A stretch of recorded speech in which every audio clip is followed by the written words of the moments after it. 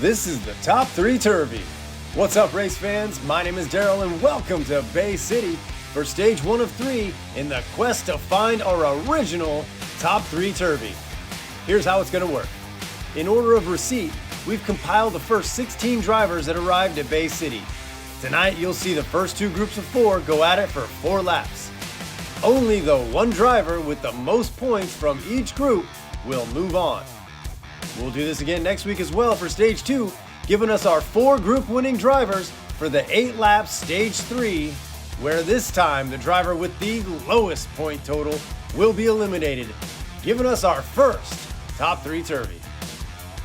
Let's head over to the performance shop to meet our first 4 contestants on Top 3 Turvy.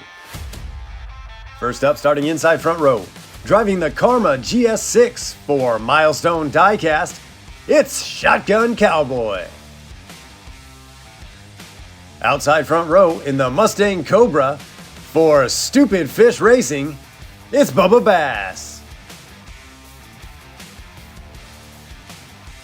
From G-Force Racing, starting in the inside back row in the 1967 GT, it's Giorgio. And finally, outside back row in the Jaguar I-Pace, this is Blue Line Racing. Here we go once again up top, beautiful Bay City Speedway. Shotgun Cowboy on the pole next to Bubba Bass, Giorgio and Blue Line in the back. Around the divided 90 and into wine country, Shotgun Cowboy leads us into the first over-under, and Giorgio right on his bumper as they all reach Coit Hill. Down to the Bay City Bridge, and Cowboy extends the lead a bit, but Giorgio right there. Bubba Bass and Blue Line give chase. Around the palace and into downtown, Shotgun Cowboy, not challenged at all down the stretch, will take lap 1 with a time of 8.33, which we'll use as our fastest time with this finish line placement. Giorgio across for second, and Blue Line just could not figure out a way around Bubba Bass, where there was some great blocking going on.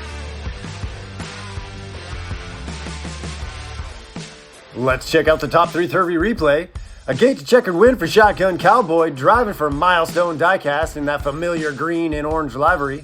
If y'all saw the behind the scenes video, you'll remember I talked about moving the finish line. Let me know in the comments if you like this spot better or where we had it for the truck series down there in the Rust Belt Customs pit area. Back up top lap 2, we'll rotate him 1 spot clockwise, putting Bubba Bass on the pole next to Blue Line. Shotgun Cowboy drops back a spot next to Giorgio. Bunched up into the vineyard, and Blue Line and Giorgio start to creep away a bit on that outside now inside lane. They'll swap lanes again, and both cars catching air on the whoop-de-doos. Around Coit Hill, and Blue Line is taking off. Across the Bay City Bridge, and he's sideways in front of the ladies, and here comes Giorgio. They touch through downtown, and that contact is gonna propel Blue Line to the lap 2 victory. The 3 other drivers packed tight across the finish. Blue Line across with a time of 8.86, Giorgio across with another second place finish. Bubba Bass and Shotgun Cowboy round us out. Well, we knew going in the Blue Line would be fast, and maybe other drivers have literally caught air, but not enough to be this noticeable. Speed can definitely be a blessing and a curse on this and most tracks, and with Blue Line flirting with disaster already, let's hope it doesn't get any worse. But if he can keep it on the track, Blue Line will be very hard to beat today, folks. Here we go, foundation lap 3. Blue Line has worked his way to the pole. Giorgio slides up next to him. Bubba Bass and Shotgun Cowboy in the rear. There's the green. Blue Line on the inside sneaks out, but Giorgio keeps pace. Cowboy right there as they head down the bridge, and Blue Line's on the rail. Giorgio by on the outside. Cowboy goes by. Giorgio with a 10-car lead across the bridge towards the painted ladies. A little wiggle, and here comes Shotgun Cowboy. There's contact through the S's. Giorgio somehow keeps it straight and will hold off Shotgun Cowboy with a lap time of 8.80. And Blue Line, having quite enough of Bubba Bass's shenanigans, plows his way across for third. Bubba Bass with an unfortunate DNF, and more unfortunate is that I don't have a camera angle to cover that yet. But back to that rail slide. Keep your eyes on Blue Line as this time he lands on the railing and still has the speed to make it all the way up Coit Hill. And check out this camera angle. Giorgio goes by, Cowboy goes by, Blue Line still hooked on the railing, but keep your eyes on Bubba Bass. Who says you have to go around to pass?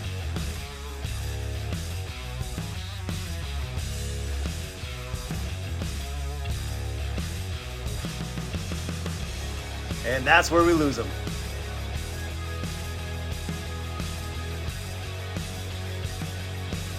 But 2 much needed points for Blue Line there, and we'll head back up top for the final lap 4, where Giorgio finds himself with a 2-point lead and on the pole. But Shotgun Cowboy outside him, and Blue Line still have a shot. And here we go. Around the 90, inside lane of Giorgio and Blue Line lead us out. Shotgun Cowboy a close third. Through the second over-under, they're still catching air up the hill. Around Coit Corner, Blue Line is not making this easy on Giorgio. Across the Bay City Bridge, there's contact. Blue Line doing all he can, and he goes over. Blue Line crashes out on the S's, and Giorgio will come across with a lap 4 win, the group win, and a new fast time of 8.31. Shotgun Cowboy across for second, Bubba Bass in for third. What a close first race that was, folks. As we see here, Blue Line actually jumps off and then back on the track surface without missing a beat, and gives Giorgio all he can handle the entire race. But his best shot was getting underneath him right here. But props to Giorgio for driving out of it, and most importantly, keeping it on all fours.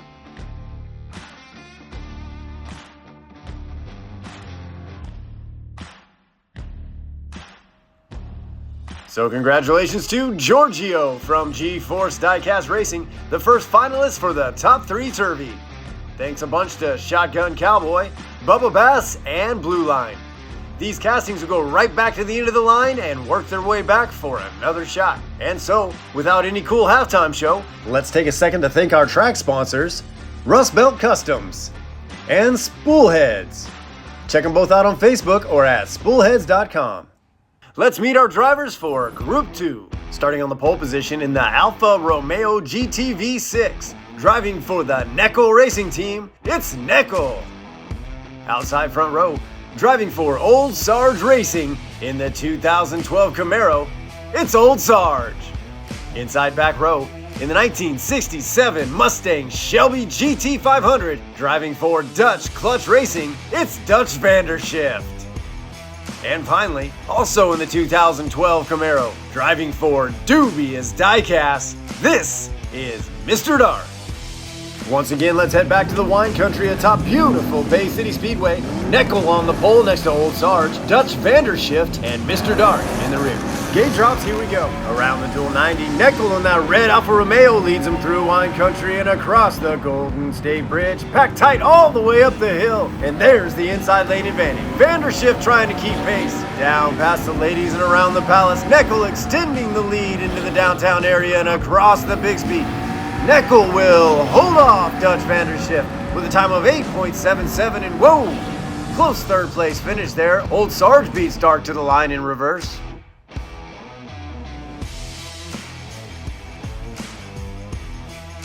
Neckel in the first Alfa Romeo to take to the track here at Bay City. I know we have one more coming through the lineup as well. It's rare to see all 4 cars bunched up right here on lap 1. But again, these cars are racing in order of receipt, not in order of qualifying, so we don't know the speed of any car until it hits the track. But it looks like this race is pretty well matched. We'll have to see how the next 3 laps turn out.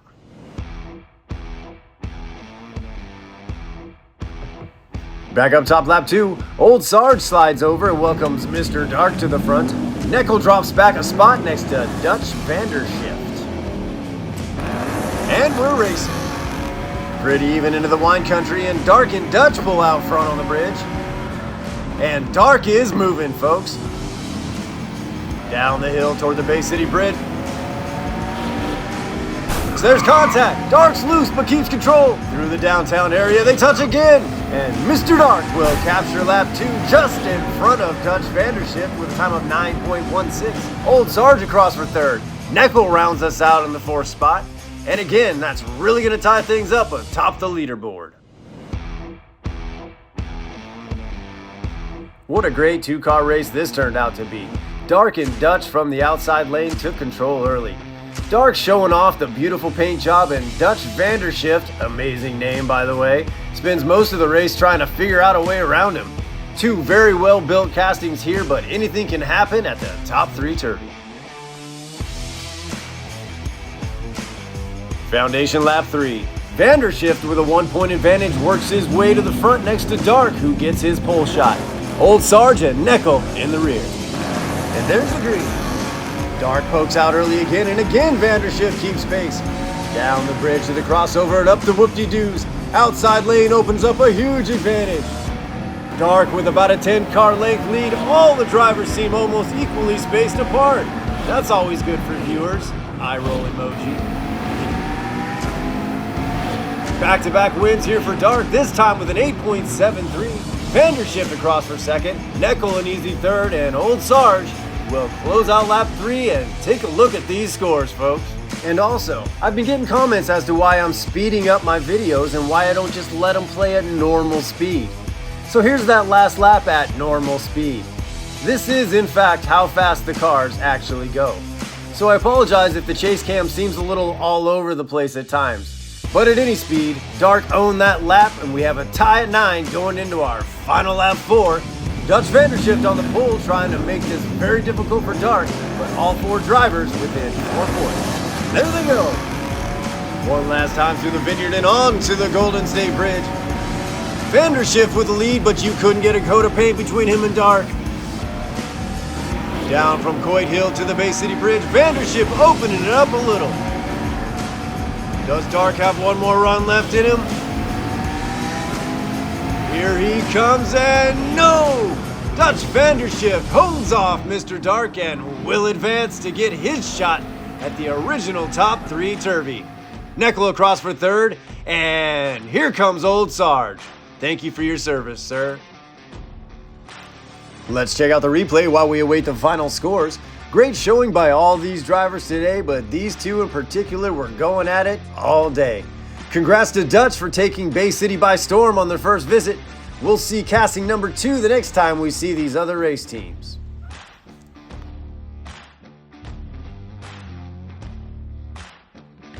All right, let's check out our scoreboard. And if you didn't do the math already, by 1 point, Vandershift edges out Mr. Dark. Goes back to the bad lap 1 for Dark, but always good to have him. Special thanks to Neckel and Old Sarge. We'll see you guys back here real soon. As we look forward to the next video, 2 more groups of 4 will hit Bay City Speedway in hopes of making it to the 8-lap Stage 3 when we finally find out our top 3 Turvy. Thanks again to Rust Belt Customs. Make sure you like and subscribe if you haven't already. This is Bay City Diecast Racing. My name is Daryl, and I've been your host. Have a good night, everybody.